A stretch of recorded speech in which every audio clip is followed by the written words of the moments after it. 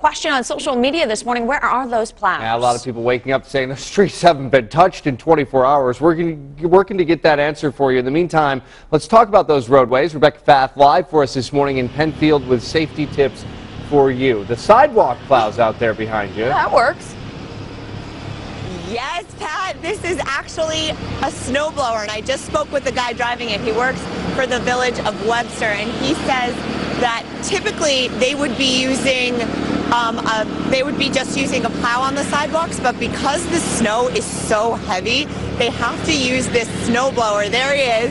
His name is Paul, and he says that they really never have to use these kinds of things on the sidewalk, but this is just so much snow and it's so heavy and thick that they're forced to do that. Now the roads on the way here, the main roads have been looking pretty good, but it's these side roads like here on Main Street in Webster that present a little bit of a problem. We've seen several people stuck.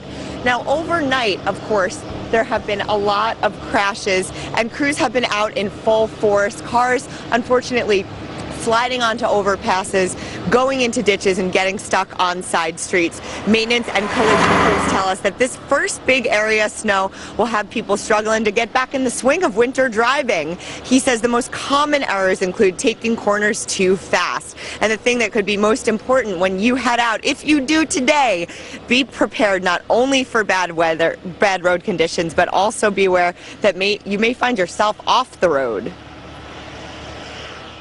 But we are seeing a lot of cars off the road, in the ditch calls, some jump starts and things like that. People just have to dress for the weather, be careful out there, go slow and gauge your turning and your time to stop.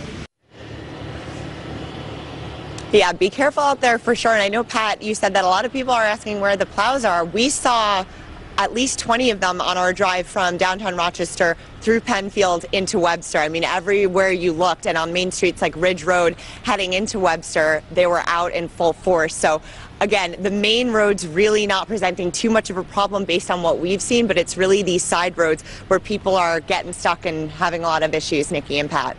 All right, Rebecca FATH live there in Webster. Thank you very much for that report. Town weather expert Amanda McDonald is live this morning in Brockoport. How's it looking out there, Amanda?